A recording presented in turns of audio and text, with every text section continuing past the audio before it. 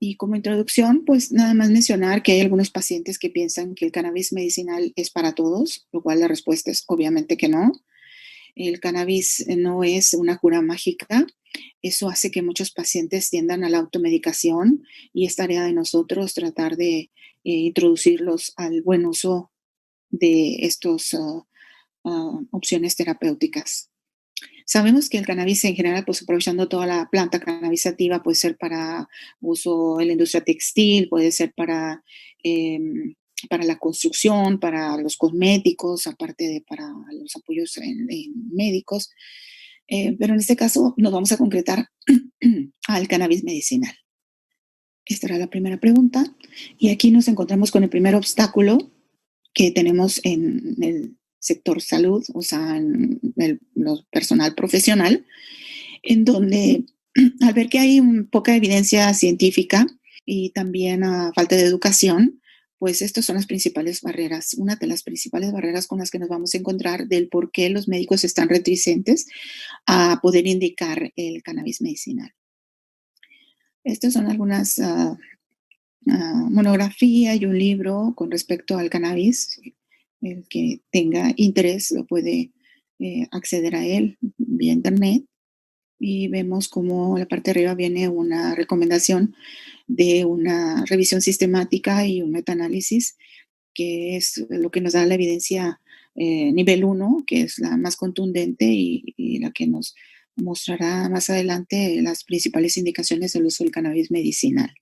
Imposible en tan poco tiempo que podamos tocar los diferentes temas relacionados al cannabis medicinal, por ejemplo, sus usos en los pacientes con algunos síntomas rebeldes, en pacientes con SIDA, en pacientes con esclerosis múltiple y algunas otras patologías, demencia, etcétera. Solamente para que vean que sí hay mucha referencia en la literatura al respecto. Aquí es una referencia de médicos australianos, médicos generales, que se les trató de ver cuáles eran sus conocimientos y sus aptitudes con respecto al uso del cannabis medicinal.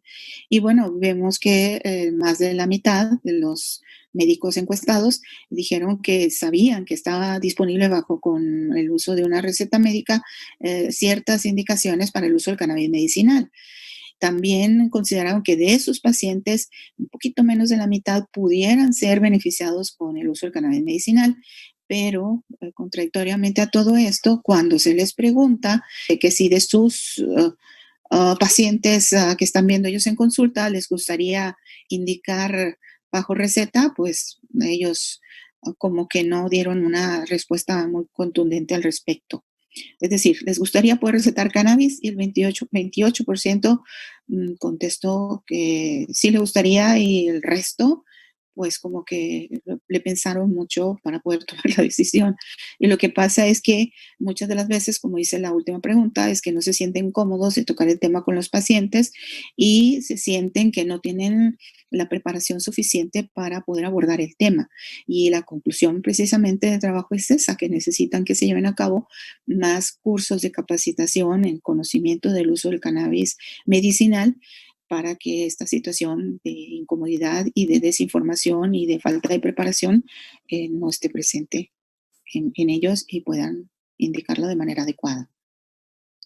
Algunos doctores utilizan el cannabis en condiciones donde las otras opciones de tratamiento se hayan agotado o no se toleren. Pues esta es la principal indicación, cuando utilizar el cannabis medicinal, cuando ya agotamos las otras opciones o cuando algún efecto secundario que el paciente nos presenta es intolerable o es refractario al manejo que nosotros le queramos dar. Por ejemplo, náusea y vómito, queremos manejarlo y no podemos controlarlo con las medidas convencionales y agotamos ya hasta lo último de los recursos, 2, 3 recursos farmacológicos y entonces pues ya tenemos que usar otra alternativa como en este caso el cannabis medicinal. El cannabis se usa raramente como primera línea, sí, se utiliza raramente. Como decíamos ahorita, ya que hemos agotado las otras posibilidades, 2, 3 posibilidades, entonces tenemos que pensar en el cannabis medicinal, salvo sus algunas excepciones. Por ejemplo, en el uso de pacientes con en cuidados paliativos, en donde ya están fuera de tratamiento oncológico y tienen algunos síntomas rebeldes presentes y que no te toleran ninguna otra posibilidad de manejo, ni opioides, ni de otro tipo, pues a lo mejor pudieran ser buenos candidatos a considerar el uso del cannabis. Pero bueno, ¿cuándo podemos decir que el paciente ya agotó esos uno, dos o tres recursos farmacológicos? Cuando ya preguntamos primero qué fue lo que utilizó, en qué dosis lo utilizó, si lo usó por razón necesaria o lo usó con horario, por cuánto tiempo, por uno, por dos, por 3 días, por 3 semanas, etcétera. ¿Cuál fue la respuesta que tuvo con eso que tomó de primera y segunda línea? ¿Le fue bien con ella? ¿O cuáles fueron sus efectos secundarios? ¿Los toleró? ¿No los toleró? Es decir, cuando decimos la palabra correcto, hablamos de que tenemos que elegir el paciente correcto, el medicamento correcto, por la vía correcta, en la dosis correcta, a la hora correcta. Bien, y para poder hablar sobre las referencias que hay en la literatura para el uso del cannabis medicinal, necesitamos mostrar esta tabla en donde vemos que el grado de evidencia mayor se encuentra en un nivel 1, que son estudios de revisión sistemática y estudios multicéntricos, que son los de más contundente evidencia para ser considerados, y los que están basados en experiencia de nosotros los médicos, pues tiene un valor científico más bajo. La mayoría de los trabajos que vamos a ver que están publicados están en nivel 2 o nivel 3, muchos de ellos publicados en Estados Unidos, en Canadá, en Israel, pero comparado con los de nivel 1 son mucho mayores en nivel 2 y 3. La calidad y el sesgo, ¿por qué? Porque son pocos pacientes, porque es por corto tiempo, porque no usan placebos, es decir, no son trabajos controlados con uso de placebo y aleatorizados.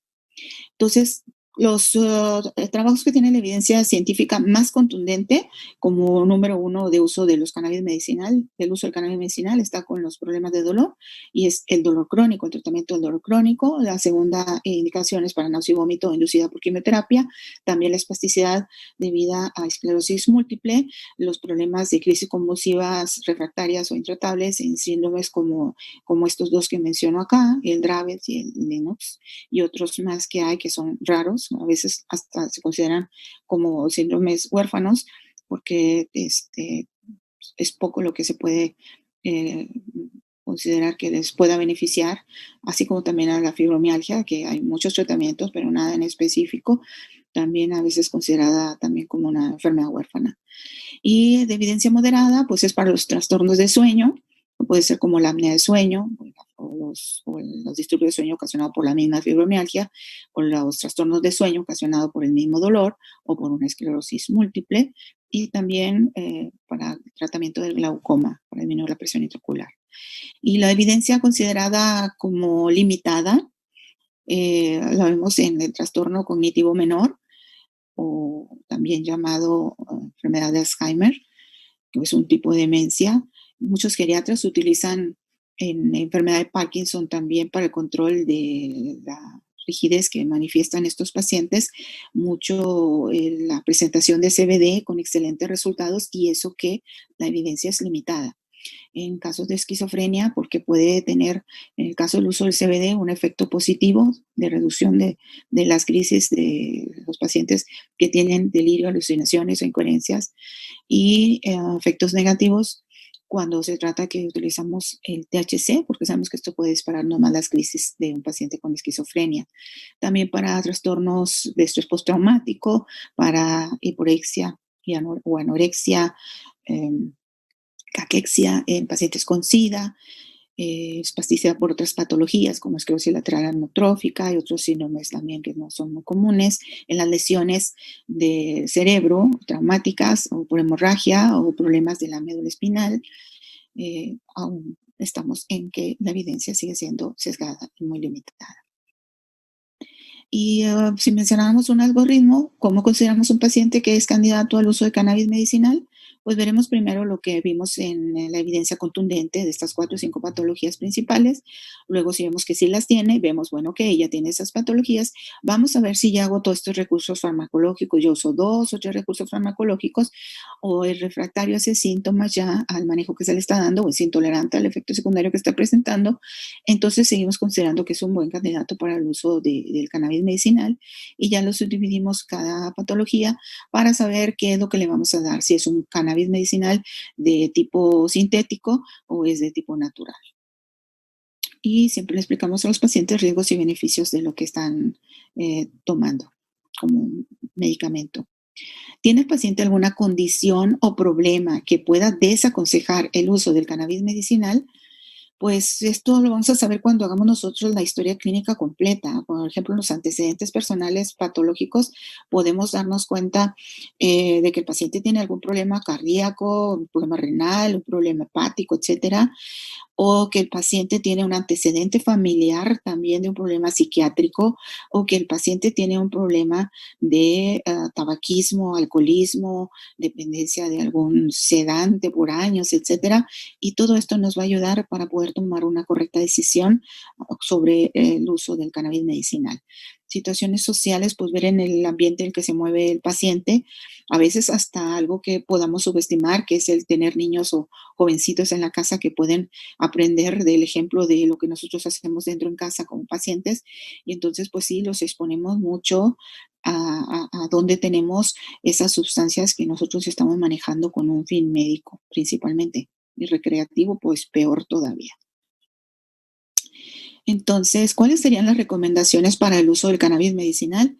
Bueno, pues las principales recomendaciones es considerar que no vamos a incluir como un buen candidato al uso de cannabis medicinal a ningún paciente que tenga menos de 25 años, porque el cerebro todavía no lo tiene desarrollado. Los 25 años para el hombre, dicen que hasta 23 la mujer, nos quedamos en el número 25 de edad. Y entonces esto puede hacer que el paciente pueda desarrollar eh, problemas de esquizofrenia o de psicosis. Entonces, preferentemente no considerarlos como una buena recomendación para pacientes menores de esta edad. Si tienen un antecedente personal de paciente que tenga eh, um, lo que ya mencionábamos ahorita, algún problema renal, algún problema hepático, algún problema pulmonar, algún problema cardíaco, pues severo, pues con mayor razón considerarlo como una contraindicación prácticamente absoluta. O familiar, como decíamos ahorita, que tenga un padre o un hermano con un problema psiquiátrico, pues sabemos que estos problemas se pueden heredar y entonces existe la posibilidad también de que el paciente pueda desencadenar un cuadro psicótico y tener mucha precaución porque esos también a veces tienen hasta ideaciones suicidas. Antecedente presente o pasado con el uso de cannabis. Bueno, porque pasado porque habrá que ver con qué fin se utilizó, con un fin médico o con un fin recreativo, por cuánto tiempo lo utilizó y de qué manera lo utilizó y de qué tipo fue el que utilizó. Y si es en el momento actual, qué es lo que está tomando. Como el caso de mi paciente que vi hace 2, 3 días, que ella tiene cáncer de tiroides y ella a su vecina le recomendó un frasquito de CBD que tenía allí, se tomó 4 gotitas, se las puso sublingual y a la semana de ser operada de una disección radical de cuello, ella mejoró de su sueño, mejoró de su estado anímico, mejoró de su apetito, mejoró de su dolor, no tuvo ningún efecto inicial con su uso más que la mejoría de sus síntomas y a la semana, 10 días, ella retiró el medicamento. Entonces es muy importante ver la experiencia que ha tenido y tocar el tema, porque eso no queremos preguntar, oye, ¿usted tiene algún problema de adicción a la cocaína, a la heroína, a la marihuana? Y porque es así como lo conocen ellos más que con el término de cannabis. Y tenemos que hacer el interrogatorio para poder recabar esta información que es de mucho valor. Si tiene antecedentes de uso de drogas, como sea ahorita, pues también lo tenemos que reportar. Casi siempre cuando hay problemas de adicción a otras drogas, es factible que pudiera tener también la posibilidad de que también con el uso del cannabis pueda no respetar las pautas médicas que le propongamos y que entonces el paciente pueda caer en mal uso o abuso. Si el paciente tiene antecedentes de tener un infarto agudo reciente o antiguo, si el paciente tiene una insuficiencia cardíaca congestiva, si tiene taquicardia, si tiene algún otro tipo de arritmia, si tiene una insuficiencia vascular periférica o tiene antecedente de accidente cerebrovascular, pues tendremos que ver si es leve, moderado o severo el problema que está teniendo, porque puede ser una contraindicación absoluta si el problema fuera severo, obviamente, y pues tenemos que ver la buena tolerancia del medicamento, tomando en cuenta el valorar otras patologías que el paciente nos pueda referir. si hay antecedente también, no solamente de problema renal, sino de problema respiratorio o hepático. En el caso de que el paciente fume o vapee, pues no se recomienda mucho, porque los efectos son solamente agudos, tendría que estar fumando cada 4 horas y eso pues es muy, muy incómodo. Y aparte la pregunta es de dónde va a conseguir ahorita el cannabis sativa, porque ahorita tenemos problemas todavía con la regulación y entonces realmente no lo recomendamos más que por la vía oral. Si está embarazada o piensa lactar, saber qué pasa a placenta, el cannabis, y entonces puede, si es en el caso de que tenga el THC, la sustancia psicoactiva, acuérdense que el bebé va a tener una maduración de su cerebro antes de la edad de los 25 años, entonces puede tener estos problemas de esquizofrenia, de trastorno de déficit de atención o problemas en el desarrollo, y entonces hay que tener precaución de tiempo de que se le va a estar lactando al producto o al bebé. Si la persona está embarazada, pues saber que va a tener una amenaza de parto prematuro y que el producto también puede nacer de bajo peso, además de todo lo cognitivo que puede afectarle su cerebro y que ya mencionamos ahorita. Recomendaciones previas para el uso del cannabis, pues la misma situación, es preguntar sobre las enfermedades cardiovasculares que ya dijimos, si consume alcohol, si consume algún opioide, si consume benzodiazepinas, alguna otra droga de uso ilegal. Todas estas sustancias que son depresoras del sistema nervioso central, pues van a potencializarse con el uso sobre todo del THC, obviamente, que es otro psicoactivo, y hay que usarlo con precaución. En el caso de que el paciente tenga trastornos del estado de ánimo, tenga ansiedad o tenga una depresión, o sea, una depresión mayor, pues tenemos que poner atención porque puede el paciente tener inclusive en algunas ocasiones ideas suicidas. Y entonces sí nos tenemos que apoyar también con un psiquiatra que nos diga hasta qué punto puede estar o no en control el problema que está teniendo nuestro paciente para poderlo ingresar al uso del cannabis medicinal. Grupos donde el cannabis debe de usarse con precaución, ya dijimos, con sus excepciones, en menores de 25 años, porque los pacientes que tienen los síndromes de crisis convulsiva refractaria son niños que tienen estos síndromes raros, menores de 5 años, 2 años, y pues no tienen maduro su cerebro. Pero si vamos a usar en estos casos CBD, pues creo que no tendríamos que preocuparnos a la larga por problemas de este tipo de esquizofrenia, salvo si fuera la sustancia psicoactiva, que es con la que sí está comprobado que puede ocasionar problemas a futuro en cuanto a estos trastornos cognitivos importantes, delicados. El paciente tiene trastornos del consumo de sustancias, pues ya dijimos, el paciente es adicto a la nicotina, es adicto al alcohol, es adicto a las benzodiazepinas, es adicto a los opioides, o los está, aunque no sea adicto, los está tomando, pues tendremos que ver de qué manera los está tomando, si es una forma adecuada, si es un buen uso o es un mal uso, y esto pueda predisponer a que el paciente también pueda romper las reglas y pasarse los límites de lo que consideramos que el paciente pueda tener una buena adherencia al tratamiento por estos antecedentes previos de situaciones de usos, mal usos o adicciones a este tipo de sustancias, inclusive las que son de uso ilícito, como la cocaína o la heroína. Los pacientes que tienen estos antecedentes de problemas de psicosis, esquizofrenia, enfermedad bipolar, depresión mayor, etcétera, sí hay que tener mucho cuidado también con ellos porque no son candidatos idóneos para poderlos considerar en el uso del cannabis medicinal. Pacientes que tienen problemas cardiovasculares, ya lo mencionamos. Lo de embarazo y lactancia, ya también lo mencionamos en la diapositiva anterior. Las interacciones farmacológicas son muy importantes. Tenemos el uso de dos sustancias, por ejemplo, el THC, el cannabinoide medicinal del tipo del THC, que se combine con alguna de estas otras sustancias que son inhibidoras, o sea, la combinación de estas dos sustancias, cuando una de ellas es inhibidora, esa habla de que va a hacer que aumente el efecto de una de ellas, en este caso el THC, todos los que son inhibidores, como cuáles, como este antidepresivo que está mencionado aquí, como la fluoxetina, como es el antiaborcador de bomba de protones, como es el omeprazol, o sea, los antiácidos, este antimicótico como el ketoconazol, o antibióticos macrólidos como la claritromicina, eritromicina, antiarrítmicos como el verapamilo, antagonistas del calcio como el tiazem o antiarrítmicos como la amiodarona. Hay que tener precaución porque puede aumentar el efecto psicoactivo del THC. Y los que son inductores, pues son aquellos que van a disminuir el efecto del medicamento con el que se están combinando. Si la hierba de San Juan, si los anticonvulsivantes de tipo la carbamazepina o la fenitoína, rifampicina o este otro hipoglucemiante se combinan con THC, por ejemplo, pues va a bajar un poquito el efecto del THC. Y tratar de verlo un poquito más ejemplificado, el ver cómo el antidepresivo aumenta el efecto del antidepresivo con el THC.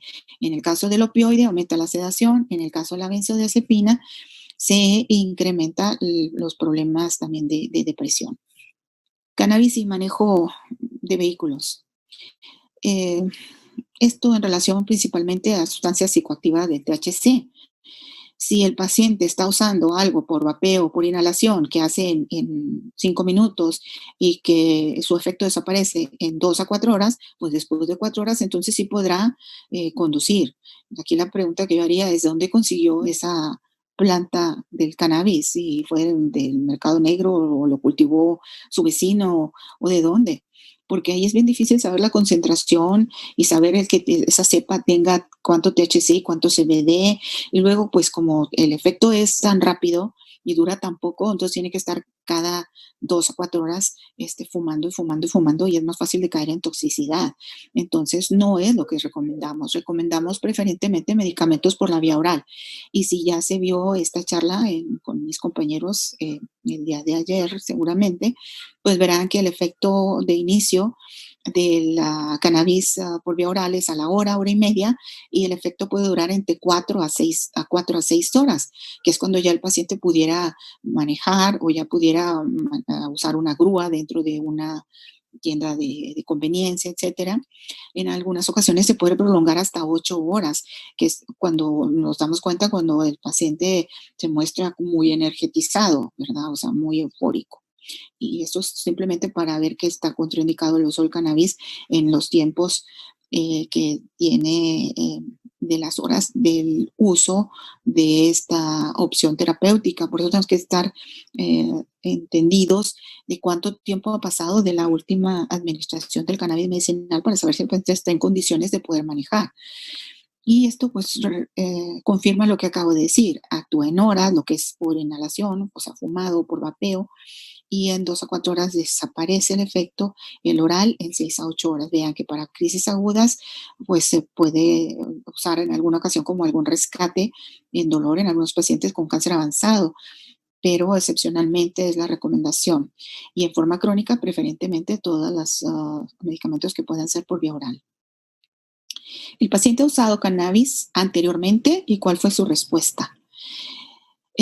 Algunos pacientes ya han probado el cannabis antes, y es importante no tener nosotros prejuicios para preguntar. Así como podemos preguntar: ¿usted ha usado cocaína, heroína o alguna otra droga de uso ilícito? Así tenemos que preguntar sobre el cannabis. Aquí pues, lo mencionamos más como marihuana, que es como ellos más están familiarizados. Y entonces preguntamos: ¿si usó ya el cannabis o la marihuana? Y te dice sí. ¿Cuándo lo usó? No, pues que hace 2 años, o lo usé antier. ¿Y dónde la consiguió? No, pues es en un botecito. O usé, me hice un té, o lo metí al horno, etcétera. Y uno tiene que estar familiarizado también con estas situaciones para poder explicar al paciente qué es lo que puede suceder con esas maniobras a veces no tan recomendadas, o sea, que son de uso casero o a veces conseguidas adulteradas, lo cual lo arriesga muchísimo al paciente a unos efectos secundarios mucho más marcados que con sustancias de uso médico que están estandarizadas. Saber si le ayudó lo que tomó, cómo le ayudó y qué efectos secundarios tuvo. Como lo que yo mencioné, la paciente que tuvo el cáncer de tiroides, que no tuvo ningún efecto secundario, pero sí tuvo el beneficio al control de múltiples síntomas. Sin embargo, no fue su tercera o segunda o tercera opción. Ella solamente en su desesperación, en lugar de hablarle al médico si lo podía usar, pues hizo caso a la automedicación y a la recomendación de la vecina.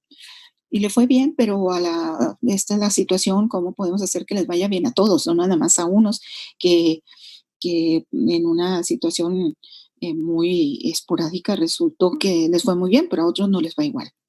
¿Cuál es el riesgo que tienen los pacientes de abusar del cannabis?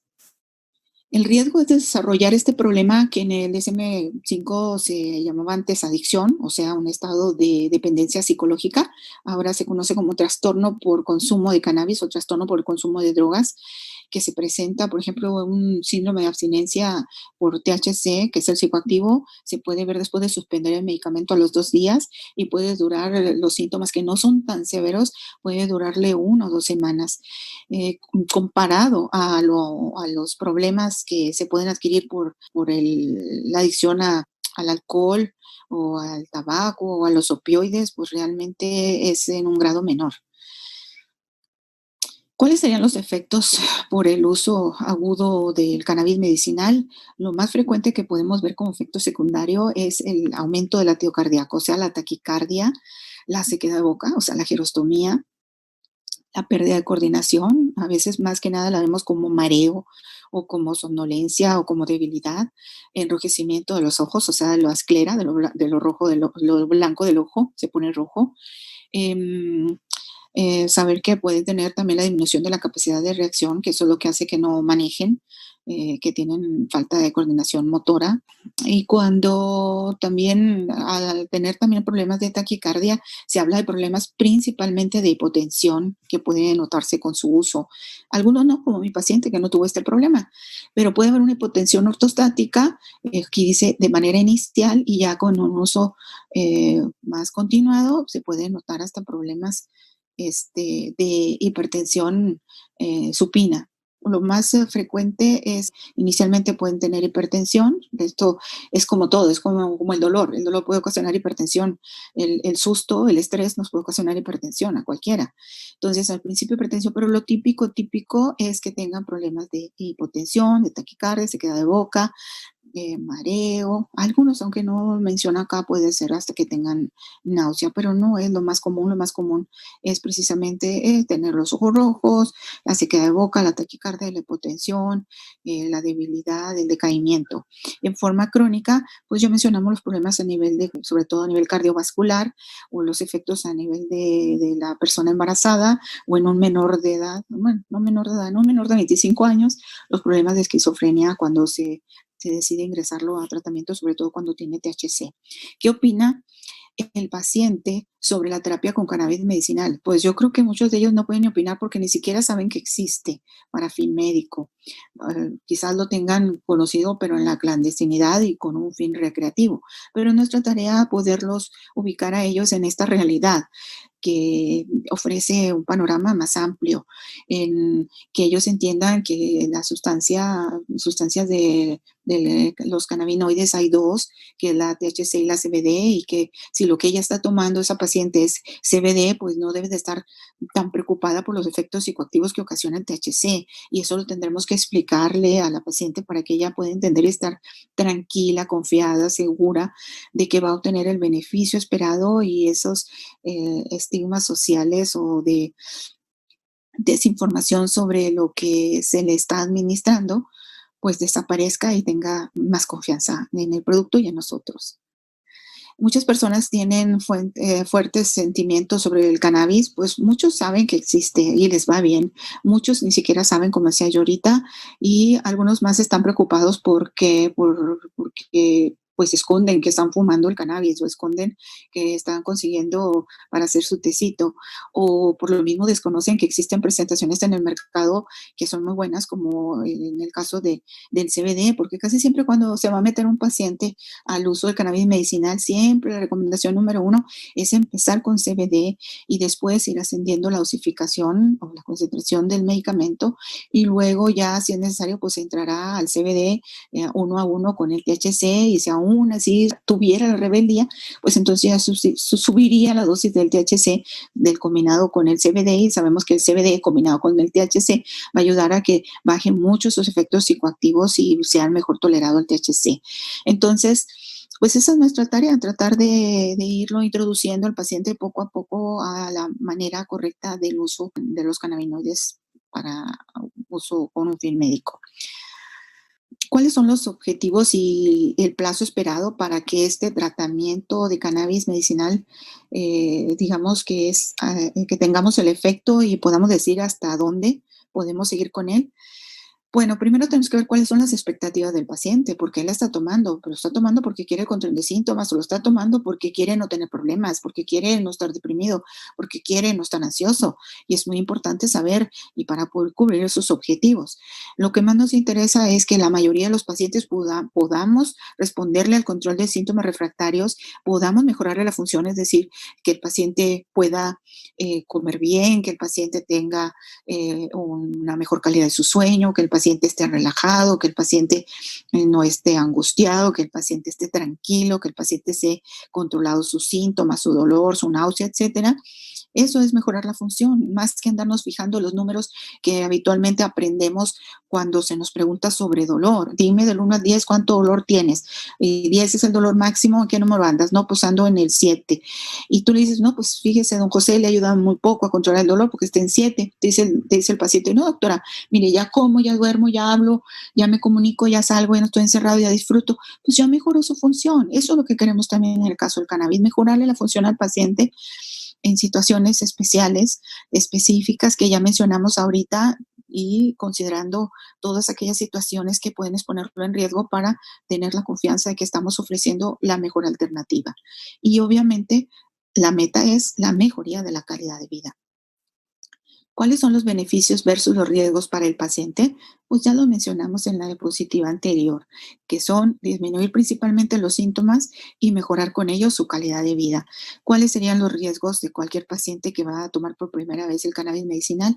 Pues es que quisiéramos que no sintiera los efectos iniciales del inicio de la toma para que no agarrara miedo al uso del medicamento, y esto se puede mejorar bajando la dosis con la que decidimos iniciar, y ahí lo importante que es empezar en dosis bajas y lentas para ir ascendiendo, titulando poco a poco el medicamento hasta encontrar la respuesta o hasta que los efectos secundarios se nos estén presentando.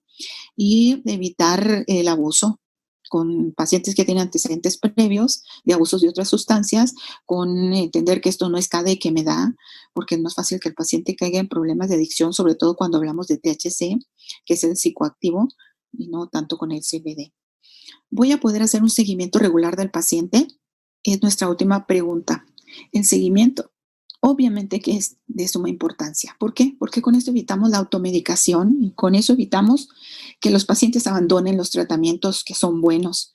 ¿Por qué? Porque los toman en dosis altas sin saber, o porque lo toman por cortos días, o porque lo toman cada vez que les da el dolor y porque no lo saben dosificar, etcétera. Entonces, pues tenemos que estar al tanto. Para eso se necesita supervisión, seguimiento o monitoreo, de ver cuáles son los efectos buenos del producto del que estamos administrando y cuáles pueden ser los efectos que no queremos que sean los negativos. Y si se presentaron, pues tratar de ajustarlos para que el paciente siga tolerando bien nuestra indicación de uso de cannabis medicinal. La mayoría de los pacientes pues necesitan solo la orientación de titulación, y con ello podemos ir ascendiendo, como decíamos, para obtener una muy adecuada respuesta. Una vez estabilizado y encontrado la mejoría del control del síntoma, podemos dar un tiempo mínimo de unos 3 meses, quizás en algunos hasta 6, pero esto es muy variable, tanto para arriba de este tiempo o abajo de este tiempo, pero casi siempre son meses de tratamiento principalmente, salvo sus excepciones. Ya decíamos con el caso de los pacientes con síndromes refractarios de crisis convulsivas, pues es impredecible saber el tiempo durante el cual van a tener que seguir dependiendo del cannabis o del CBD. Y excepcionalmente, cuando no se está capacitado y no se está preparado, no se ha revisado la evidencia actual científica, porque eso es parte de la salud mental del médico, hacer academia de investigación, mantenerse actualizado, practicar un deporte, ser empático, no ser avaricioso, no perder el sentido de asombro. Sobre todo eso, mantenerte actualizado y hacer academia de investigación son básicas para nosotros los médicos, y si lo estamos, entonces no vamos a necesitar tener que referir a nuestro paciente con un médico que sea especialista en el uso del cannabinoide, lo vamos a poder controlar nosotros mismos. Y claro, tenemos que mejorar nuestra evidencia científica haciendo más trabajos de investigación que estén menos sesgados y que sean aleatorios, como decíamos ahorita, controlados, con placebos y comparativos, para que puedan tener la evidencia grado 1. Enfoque estandarizado, Para la prescripción, ¿cómo le vamos a hacer? Pues como lo hacemos con todos los medicamentos, siempre estamos viendo el riesgo y el beneficio de su uso y hacemos las preguntas necesarias para ver si hay la buena tolerancia del medicamento y si tiene alguna duda el paciente al respecto de cómo seguir las instrucciones del uso. Y pues eso le va a dar al paciente una mejor adherencia al tratamiento. Entre más informado y más comunicado esté de parte de nosotros sobre los riesgos y beneficios sus contraindicaciones, inclusive entre más informado esté el paciente, más adherido puede estar a un tratamiento y va a estar más dispuesto de seguir cooperando en este trabajo de lograr esa satisfacción de verlo libre de sufrimiento innecesario.